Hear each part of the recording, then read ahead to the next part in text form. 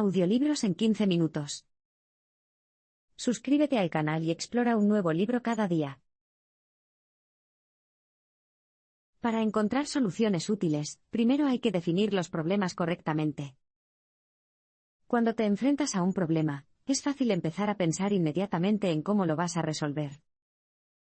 Te apresuras a recopilar datos, consultar a expertos y analizar lo que has encontrado. Pronto encontrarás respuestas. Solo hay un problema, te has saltado un paso vital. La resolución de problemas solo funciona si respondes las preguntas correctas. Si no lo haces, tu trabajo no tendrá ningún valor. Peor aún, podría ser incluso contraproducente. Por eso es tan importante iniciar el proceso de resolución de problemas dedicándose un momento a pensar detenidamente qué pregunta estás intentando responder. El mensaje clave en este abrir y cerrar de ojos es, para encontrar soluciones útiles, primero hay que definir los problemas correctamente. No definir correctamente un problema puede tener consecuencias desastrosas. Tomemos la industria periodística como ejemplo. Los periódicos dominaron las noticias locales hasta mediados de la década de 1990. Entonces, de la nada, surgió un nuevo competidor, Internet. Al principio, las publicaciones en línea, como los blogs, asustaron a los altos ejecutivos de la industria, pero cuanto más analizaban el problema, más se relajaban. Dado que los periódicos sobrevivieron a la llegada de las nuevas tecnologías, como la radio y la televisión, ¿por qué Internet debería ser diferente? Y, de todos modos, ningún blog igualaría el tipo de contenido producido por los grandes y experimentados equipos editoriales que trabajan en las redacciones. Por supuesto, las cosas no salieron así. ¿Cómo se equivocaron tanto? Bueno, no habían definido su problema correctamente. Las plataformas en línea no necesitaban robar lectores, solo necesitaban a las personas que publican anuncios en los periódicos. En otras palabras, los ejecutivos pensaban en la calidad de su contenido, pero el verdadero problema era la cantidad de ingresos que generaba la publicidad. Cuando los anunciantes se mudaron a Internet, cientos de periódicos empezaron a quebrar. ¿La clave para evitar esta trampa? Hacerse las preguntas correctas. ¿Quiénes son los principales responsables de la toma de decisiones para determinar si mis soluciones se adoptan o se ignoran? ¿Cómo será el éxito y cómo sabré que lo he logrado? Y lo que es más importante, ¿cómo evaluarán los principales responsables de la toma de decisiones si mi enfoque funciona o está fallando? ¿Cuál es mi marco temporal? ¿Necesito una solución antes del mes que viene o dentro de una década? Y, por último, ¿están prohibidas las posibles soluciones?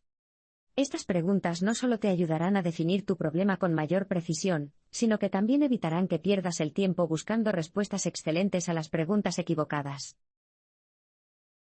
Dividir los problemas en partes más pequeñas hace que sean más fáciles de resolver. Hace unos años, el autor Robert McLean comenzó a pensar en instalar paneles solares en su casa para reducir su huella de carbono. Al vivir en la soleada Australia, optar por la energía solar parecía una obviedad. Pero, ¿tenía sentido desde el punto de vista económico? Esta pregunta era más difícil de responder. En ese momento, los subsidios gubernamentales para la energía sostenible se estaban eliminando gradualmente. Sin embargo, el precio de los paneles estaba bajando y había que considerar las tarifas reguladas, es decir, el precio al que las compañías eléctricas compran el exceso de energía generado por las casas individuales. Lo que McLean necesitaba era una herramienta para resolver este espinoso problema. El mensaje clave en este abrir y cerrar de ojos es, dividir los problemas en partes más pequeñas facilita su solución. En McKinsey, una empresa líder en consultoría de gestión, McLean aprendió a abordar problemas mediante árboles lógicos. Así es como funciona esa herramienta. El primer paso es formular una hipótesis. En el caso de McLean, esto tomó la forma de una simple declaración: debería instalar paneles solares. A continuación, pregúntese qué evidencia respaldaría esta hipótesis. McLean estableció dos criterios. Si los paneles solares podían reducir su huella de carbono en un 10%, y podía recuperar su inversión en 10 años, instalarlos era una buena idea. Al establecer los criterios, se indica qué tipo de datos necesita recopilar. Así que tomemos esa reducción de CO2 del 10%. Para calcular una posible reducción de tu huella de carbono, primero tienes que saber cuánto CO2 emites. Para simplificar, McLean analizó cuánto emite el australiano promedio cada año y lo usó como punto de referencia. Luego, usó calculadoras de sitios web para calcular la cantidad de carbono que podría evitar al cambiar a paneles solares. Descubrió que podía reducir su huella de carbono en más de un 20%. ¿Qué pasa con la recompensa? McLean sumó el costo de los paneles y la instalación. Luego calculó cuánto ahorraría cada año consumiendo menos energía externa y vendiendo el exceso de energía, un análisis sencillo con calculadoras en línea proporcionadas por los instaladores de energía solar. Los resultados mostraron que podría recuperar su inversión inicial en menos de una década. Con solo un poco de investigación en línea, McLean había resuelto su problema: debía instalar paneles solares. Esta es la belleza de los árboles lógicos. Cuando exponga su hipótesis y los criterios necesarios para respaldarla, descubrirá qué tipo de datos pueden resolver su problema. La priorización consiste en evaluar su influencia y el impacto potencial de las soluciones. El salmón del Atlántico aún no está en peligro, pero las poblaciones de salmón salvaje se han visto devastadas por la contaminación, la sobrepesca y la mala gestión. Hace un tiempo, el autor Charles Cohn fue contratado por una organización benéfica que trabajaba para evitar que esto le sucediera al salmón salvaje del Pacífico. Estos peces son muy importantes para el ecosistema de la selva tropical del Pacífico Norte. Les iba mejor que a sus homólogos del Atlántico, pero las previsiones a largo plazo no eran prometedoras. El objetivo de la organización benéfica era aumentar la cantidad de salmón salvaje del Pacífico, pero había muchas soluciones posibles e incertidumbres sobre la mejor forma de utilizar sus limitados recursos. Ahí es donde entró Cohn. Estuvo allí para abordar uno de los aspectos más importantes de la resolución de problemas: la priorización. El mensaje clave en este abrir y cerrar de ojos es: la priorización consiste en evaluar su influencia y el impacto potencial de las soluciones. ¿Cómo se aumentan las poblaciones de peces salvajes? Hay muchas respuestas. Podrías mejorar las condiciones del océano o restaurar el hábitat dañado. Reducir las cuotas de pesca o endurecer las regulaciones sobre la pesca deportiva podrían ayudar. Pero la verdadera pregunta es: ¿qué estrategia le ofrece más por su dinero? La mejor manera de priorizar las soluciones es observar la interacción de dos factores: la magnitud de su impacto y la capacidad de influir en los resultados. Empecemos con soluciones de alto impacto y baja influencia. Mejorar las condiciones de los océanos sería fantástico para las poblaciones de salmón, pero requeriría el esfuerzo coordinado de varios estados y organizaciones internacionales. Dicho de otro modo, es muy eficaz, pero está más allá de tu influencia.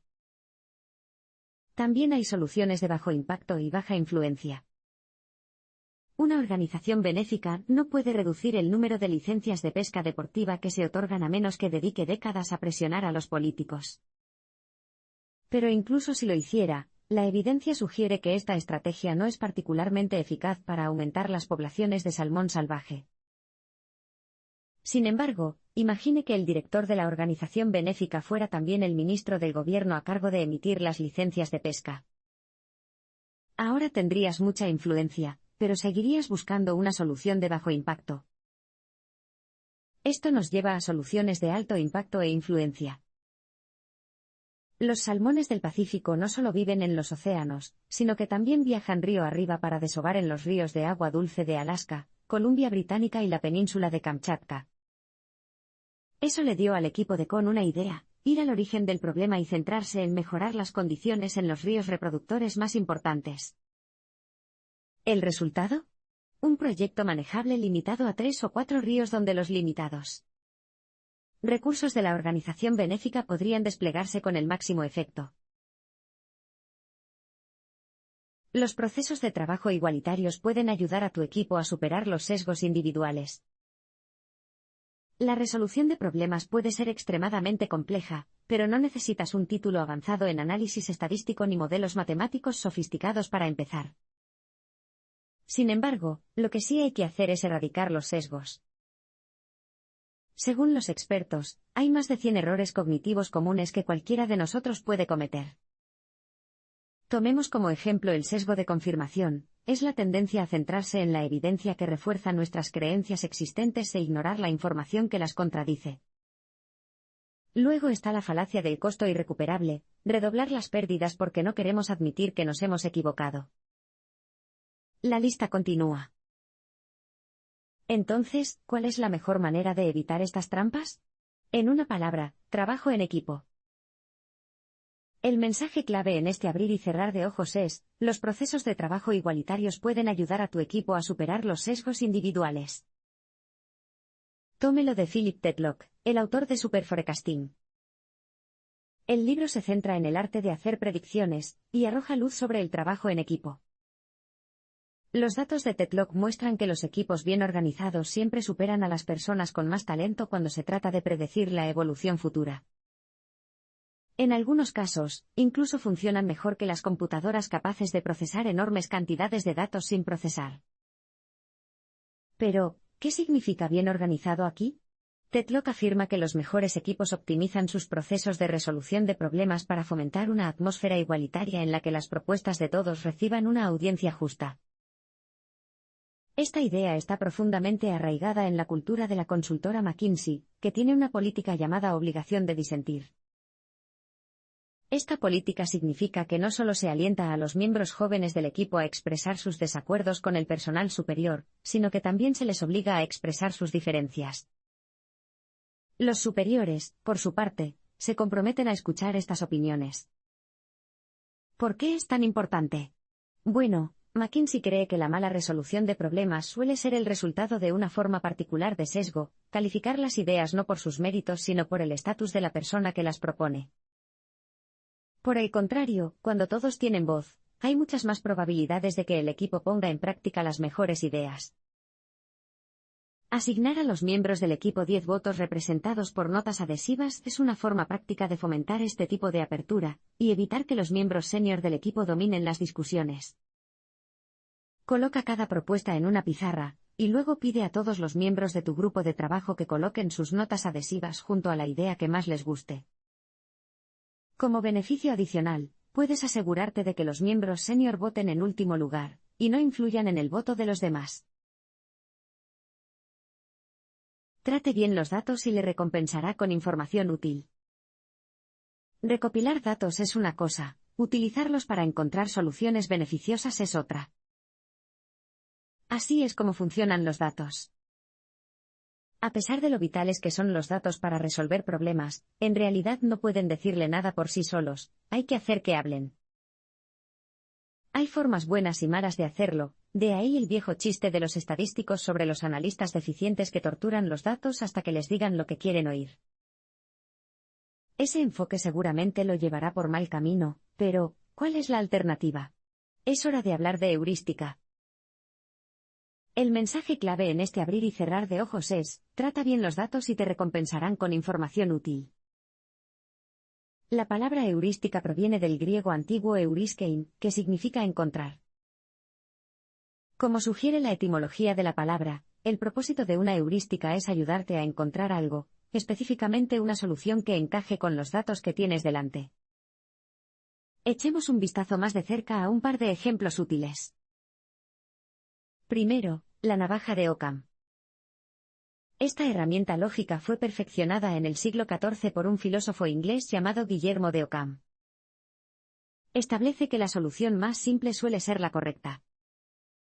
Sea cual sea su problema, lo mejor que puede hacer es partir de la hipótesis que haga la menor cantidad de suposiciones.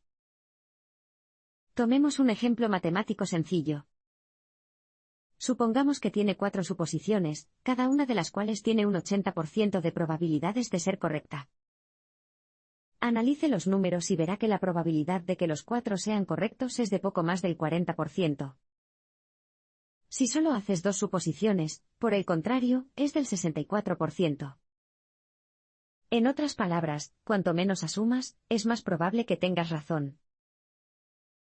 He aquí otra heurística, la regla 82.20. Fue desarrollado por el economista italiano del siglo XX Vilfredo Pareto, por lo que también se lo conoce como análisis de Pareto. Afirma que el 80% de los resultados suelen estar determinados por el 20% de las causas. Por ejemplo, no es raro descubrir que el 20% de los compradores de un producto generan el 80% de las ventas. Para realizar un análisis de Pareto, tendrás que enumerar tus problemas, como quejas de clientes, pedidos atrasados o productos dañados. A continuación, puntúa cada problema en función de la diferencia que supondrá resolverlo. Ahora que ha enumerado sus problemas, identifique sus causas fundamentales, como la falta de capacitación, el equipo averiado o los procesos poco claros. Por último, agrupe los problemas por sus causas fundamentales y sume las puntuaciones. Cuanto mayor sea la puntuación total, mayor será el impacto de resolver este problema o causa. Puedes encontrar muchos datos útiles en el mundo real si te tomas el tiempo de buscarlos. Las organizaciones suelen querer entender los efectos de sus políticas. Tomemos a los gobiernos. ¿Reducir los impuestos impulsa la actividad económica? Lo ideal sería realizar un experimento para averiguarlo. ¿Cómo? Bueno, podrías elegir un grupo de control dentro de una categoría de ingresos determinada, dejar sus tasas impositivas intactas, recortarlas de los demás y ver qué pasa. Pero este tipo de experimentación en el mundo real es éticamente dudosa y, en muchos casos, francamente ilegal. Este es solo un ejemplo de cómo se puede impedir que una organización recopile datos. En otros contextos, las restricciones presupuestarias tienen un efecto similar. Sin embargo, hay una forma de sortear estos obstáculos. El mensaje clave en este abrir y cerrar de ojos es: puedes encontrar muchos datos útiles en el mundo real si te tomas el tiempo de buscarlos. Tomemos como ejemplo a Evan Soltas y David Brockman, dos politólogos que querían averiguar si los votantes estadounidenses discriminan a los candidatos minoritarios en las elecciones. No había forma de que pudieran crear un experimento propio para responder a esta pregunta, por lo que recurrieron a un experimento natural. Los experimentos naturales son experimentos realizados accidentalmente por el mundo que generan los datos que buscas. En el caso de Soltas y Brockman, fue un procedimiento de votación utilizado por el Partido Republicano durante las primarias presidenciales en el estado de Illinois. En lugar de votar por candidatos como Trump o Romney, los votantes seleccionaron a los delegados que los representaban. Esto no es inusual en los Estados Unidos, pero hay dos peculiaridades en Illinois. En primer lugar, los nombres de estos delegados, que son políticamente desconocidos y, a menudo, no se pueden buscar en Google, también aparecen en las papeletas.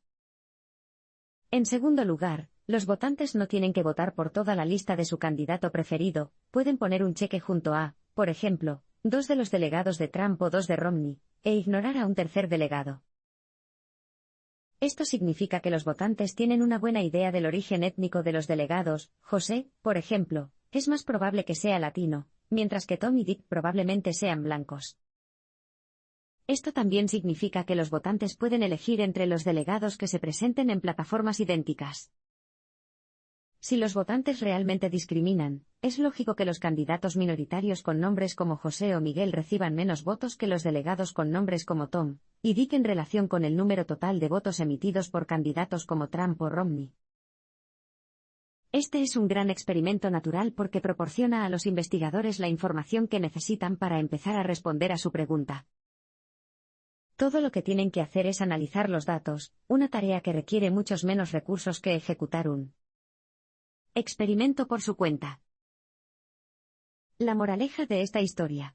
Si buscas lo suficiente, es probable que descubras que los datos de otra persona pueden responder a tu pregunta.